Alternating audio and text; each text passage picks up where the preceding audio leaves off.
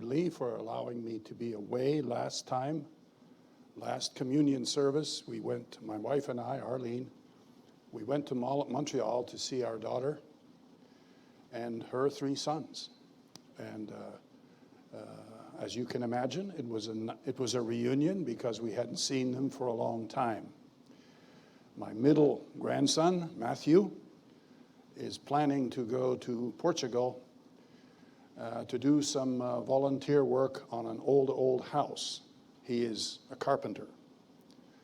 My other grandson continues to repair assembly line equipment in a chocolate factory. He's not gaining weight, even though he's eating a lot of chocolate. And my oldest grandson is still working, but would really like to become a guard against pirates on a ships near Somalia. We hope he never makes it.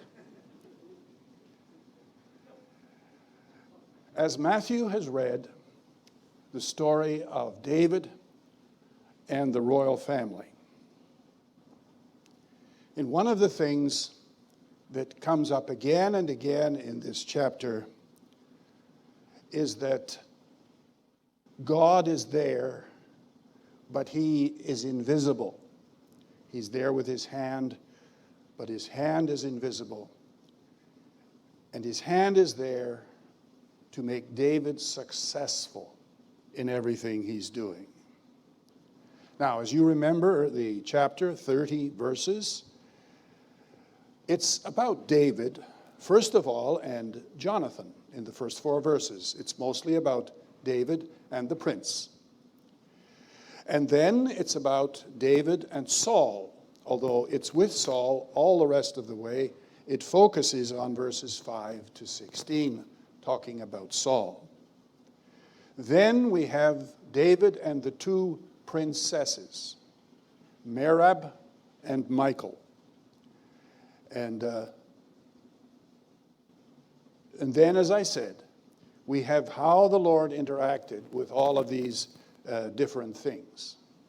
Now, in the first 4 verses, it's David and Prince Jonathan.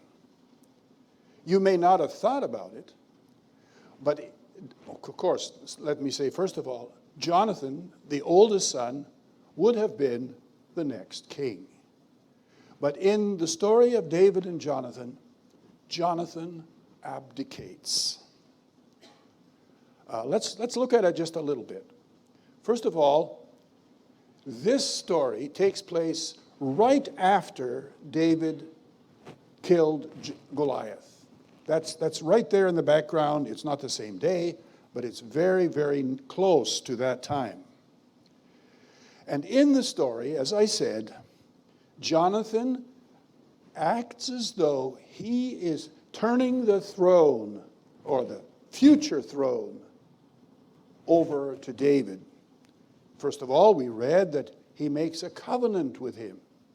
It's a solemn agreement that these 2 men are going to be friends forever.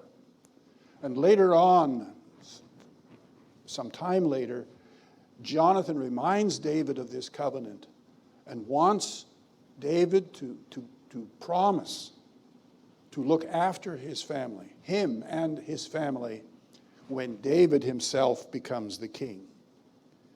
But the big part in the story, the one that we remember most and is most significant in many ways, is how Jonathan gave David some of his stuff. He gave him his robe. I don't know what color it was, maybe purple. He gave him his armor, his bow, his sword, and his belt. Interesting gifts. Very, very symbolically significant gifts. Meanwhile, what did David have to give Jonathan? Almost nothing. All David had that we know is he had a sling. And he now had 4 stones left, 4 little pebbles left. Not much. That's a bit significant. Now, Saul had just before the battle with Goliath, told David, "You can wear my armor." David tried it on, and it was just too complicated, too cumbersome. So he gave it back. Now let's go back to the robe. Robes were very symbolic in that day. Robes represented something deeper. Sometime earlier, Samuel the prophet had come to Saul and said, "Saul, you have not served God faithfully. You didn't follow God's orders." And so Samuel said, "Saul, you are no longer, you're not going to continue as king. You're finished." And proceeded to leave. But Saul reached out for Samuel, and he got a hold of a bit of Samuel's robe.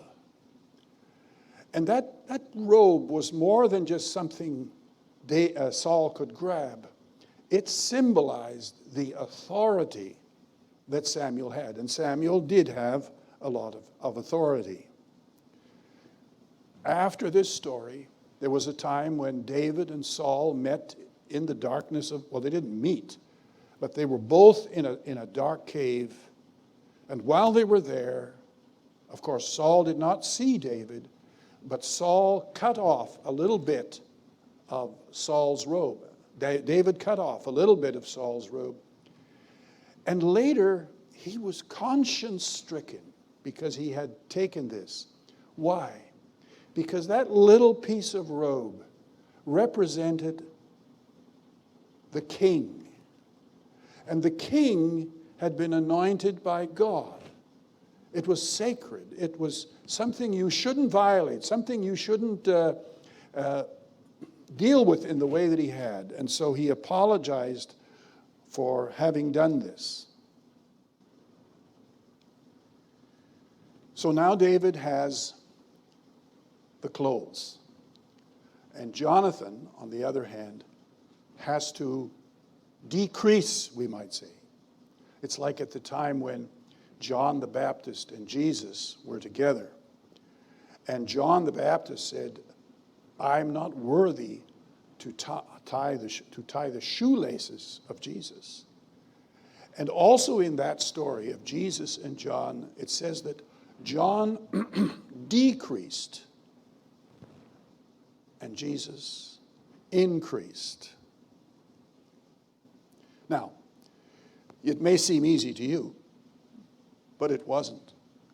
At this time, Jonathan was the hero of Israel. I believe even more so than his father. He wasn't a nobody who happened to be the son of the king. He was a hero who on one occasion had left the army of Israel with his armor bearer. They had climbed a cliff because they could see that on the top of the cliff were a group of at least 20 Philistines. And so Jonathan and the armor bearer clambered up this cliff, got over the edge, and proceeded to kill all the Philistines. It was a huge victory. It changed the course of that part of the war, and everybody was clapping and cheering for Jonathan because of what he had done. Now Jonathan is stepping back. It's an interesting thing to see, and something we hardly ever see in the Bible, and we really don't see in our lives and in our experiences. It's not something that we would find easy to do. Now, in this story, as we went through it, you have the story, and there's a puzzle. There's a mystery about this story. One we've already just looked at. Why did Jonathan treat David like he did? Made a covenant with him, gave him his clothes, essentially gave him the throne.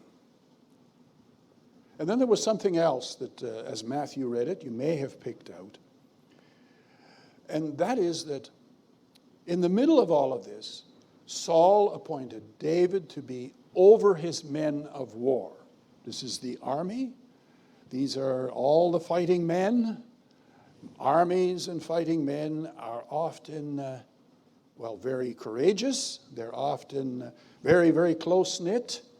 And they're really, really reluctant to let someone outside, someone from elsewhere coming in.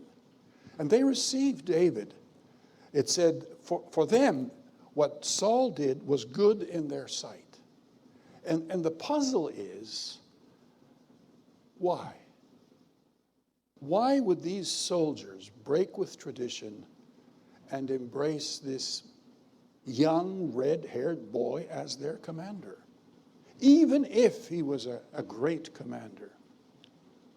And that's a little hard to fathom. It's a little hard to understand.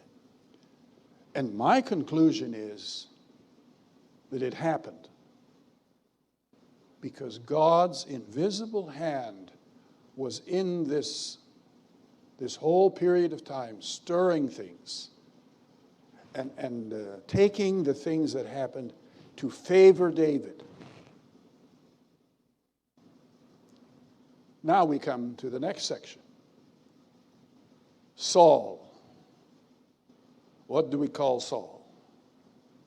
I call him the angry one.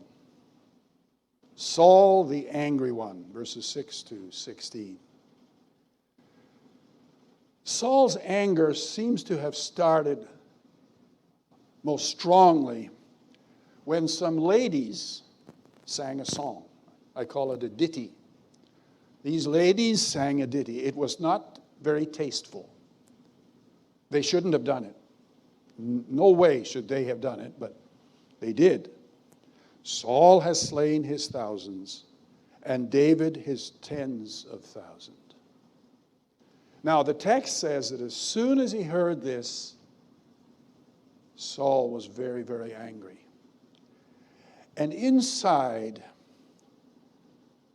he suddenly realized that the arrival of David to fight Goliath wasn't just a coincidence. Little farm boy comes to the battle and ends up killing the Goliath. No.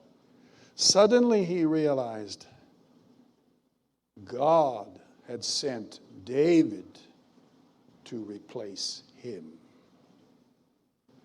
God was going to take the throne from his head and put it on this little red-haired young man's head. And it says there in the text, after that, Saul looked at David out of the corner of his eye. I don't know how you do that. You kind of look at the corner of your eye. And we know what that means. It's not like we have a problem with our eye. It means that we are suspicious. And we are ready to jump. So having looked a little bit, we now know that Jonathan loved David. Saul hated David. You have a 180-degree contrast in the two views. Now, there were other things bubbling under the surface. But the real issue was, who will be the next king? Jonathan was quite willing to accept David as king.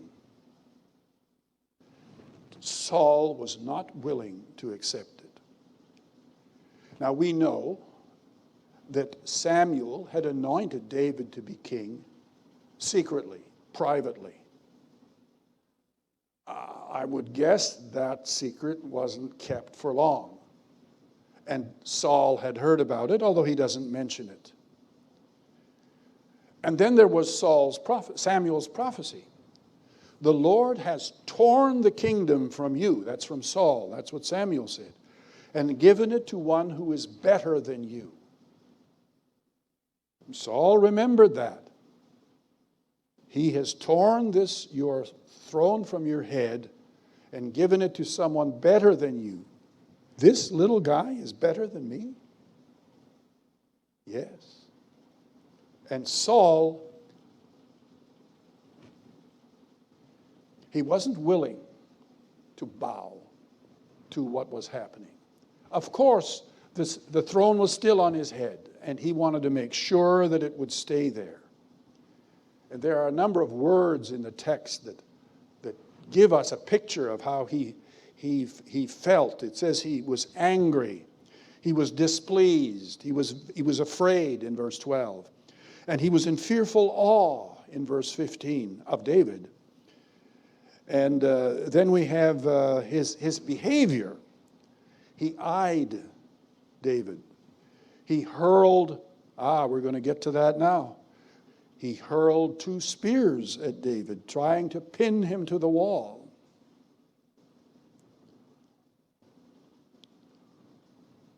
What was going on? I'm going to focus for a moment on the word presence. When Samuel anointed Saul, some time before, Saul was looking for donkeys, came upon Samuel. Samuel anointed him. And suddenly the presence of God came upon Saul. He was, if you read the text back there, transformed. But he also loved it. He loved it. Suddenly, now he was a tall man. It says in the Bible, he was head and shoulders above everybody else. But suddenly he was head and shoulders above everyone else in other ways. He had stature, he had authority, he had influence. He was the go-to guy. He was the superstar. He was in the presence of God. He was close to God. We would say that was heady stuff. But now, all that was gone. Gone. Gone. One day, you remember what was read to us? David was playing on the harp. I'm left-handed. I don't know if you play with the right. He's playing on the harp. Saul was sitting not far away, and his hand was on his spear. And he became enraged. There was actually an evil spirit involved. And he threw one spear. I missed. You could see it quivering on the wall as it went into the wall. He grabbed another one and he threw it as well. And he missed again. Now he didn't... David had good peripheral vision. He got that when he was out in the fields. Where are the sheep? They're all over the place. One over there, and then one over there. Plus, David had lots of experience dodging bears and lions. He knew how to get away from these spear thrusts. Now, if Saul had had that rate of success or failure on the battlefield, guess what? Done for. Gone. In the time it would take him to throw his spear, 2 spears, and miss, any enemy worth his salt would have killed him. So that was not good. His throwing was jinxed. His prowess was failing. And then there was something else. I don't know if it came into his mind, but he would remember maybe, I certainly did, several days earlier, David, with one pebble, had hit Goliath right in the point of his forehead. He had not missed. He hadn't needed the other 4 pebbles. And that would have rankled him. What if the Philistines, or what if their soldiers, Saul's own soldiers, heard what had happened? His stature, his credibility would really have dropped. And then we come to that phrase that is used several times in the passage. You see it in 12 and 14 and verse 28. The Lord was with David. It's repeated. And when something is repeated in the Bible, there's probably a reason. The Lord was with David. And it was redirecting that spear. So now Saul, if he had been clear-headed, would have concluded, I cannot fight this boy. I cannot win. But as you know, he kept on trying. And here's where a principle that occurs sometimes in the Bible, and definitely occurs here, it's called the principle of reverse returns. The principle of reverse returns. Think about Moses and Pharaoh. They're having this conversation about letting the people go. And think about what Pharaoh is thinking as he deals with Moses. He's thinking, piece of cake. This guy's a piece of cake. Then came what? The hailstones and the bloody Nile and many other things. And in the end, David won. It's this, you don't get what you expected. It's some kind of a reversal that takes place. It's another example would be, you have these soldiers, Roman soldiers, they've got Jesus spread out on the cross, and they are hammering nails into his hands. And they're sure, they wouldn't even have questioned it. This will finish him. This guy is going to die. And that's it. That's the end of it. But that very same cross that they were hammering nails into gave rise to what? The church. The returns they were expecting from their nail or hammer blows was death. And instead they got the church. What Pharaoh was expecting is that Moses would be totally crushed in whatever he was trying to do, and he might even get a prison sentence. And what did he get? He got a vast army of people marching out of the land, carrying all the booty from the land.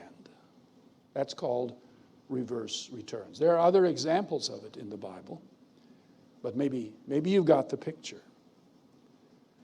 This brings up Merib. The people loved David. Saul knew that. And he also began to realize that by sticking spears in, well, he couldn't, but trying to stick spears into David was a futile effort, but also dangerous.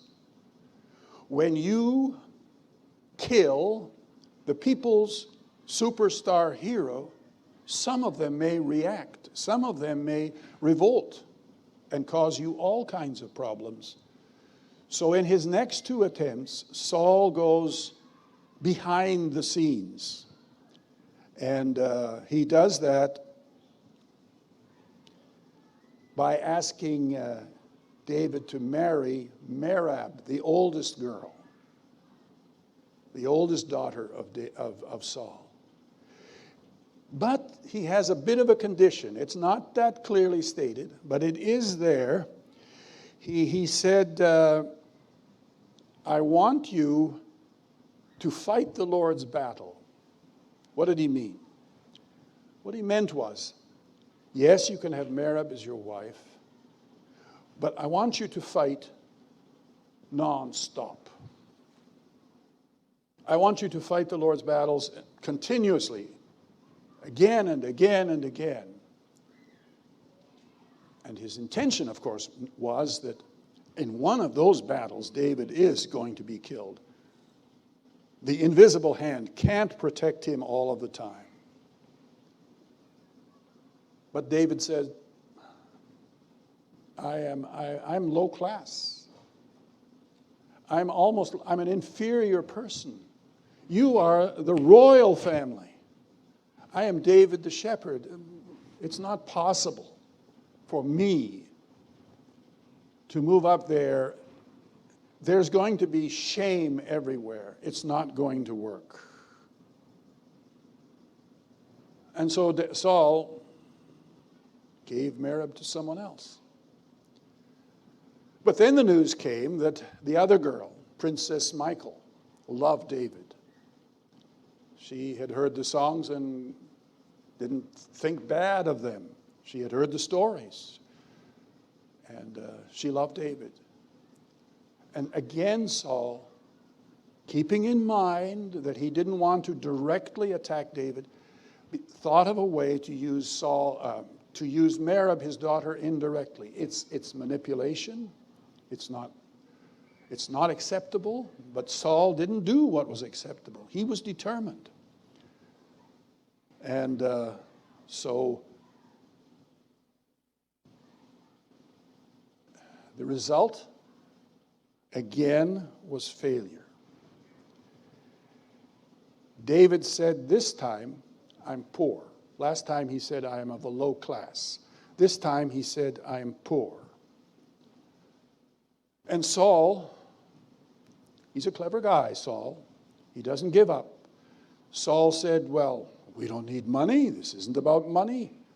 Give me 100 foreskins.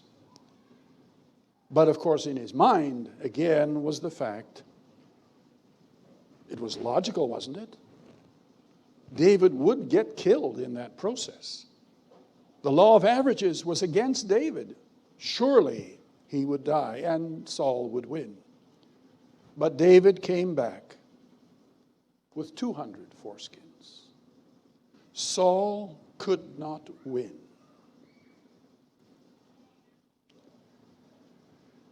How do you sum up this whole story?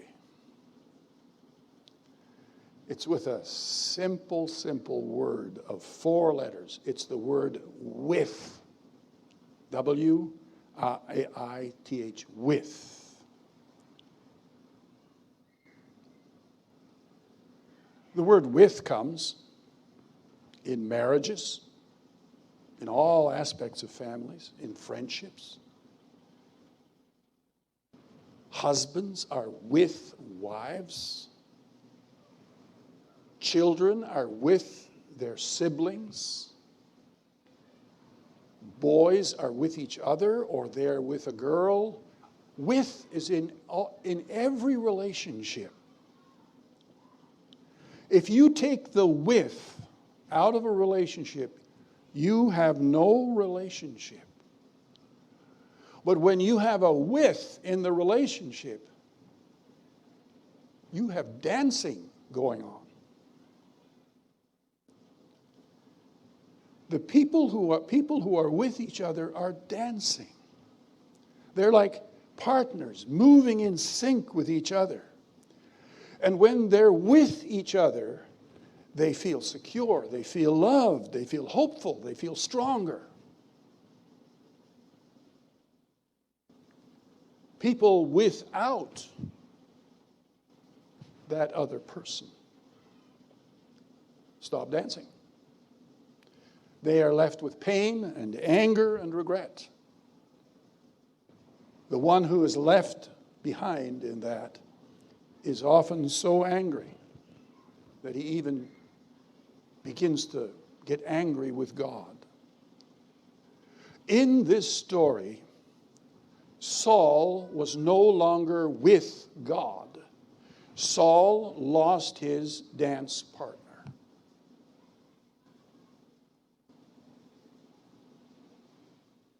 When he joined up with God, he became a new man. He started dancing with God. His enemies were defeated. He began to hear the sound of tambourines that were playing in honor of him.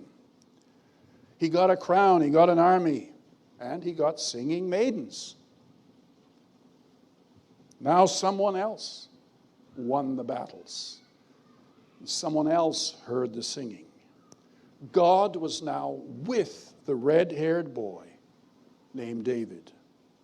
Saul could no longer imagine a future time when his son, Jonathan, would ascend to the throne of Israel. So he lashed out with all of his futile schemes. But every time he did that, he just built a monument to David. This principle of reverse returns kicked in. And every time he tried to put David down, David just rose higher. And everybody could see him better. He missed twice with his spear. He played the odds with his daughters and failed. The invisible hand wouldn't let him win this one. Meanwhile, David calmly did what he was asked. He wasn't arrogant, even though he knew that God was now with him. Unlike the others, he didn't make a move on the throne. Others would have tried that. God was with him. Why do that? He remained a loyal and humble subject. He played the lyre. He led the troops. And the hand of God was always with him. Why? I'm changing the subject just a little bit. Why are we joining together around this table right now? Because God is with us. God is with us. And we're eating some bread to thank him for his body that is with us. And we're drinking some wine because his blood is with us. His last words in Matthew were, "And surely I am with you always to the very end of the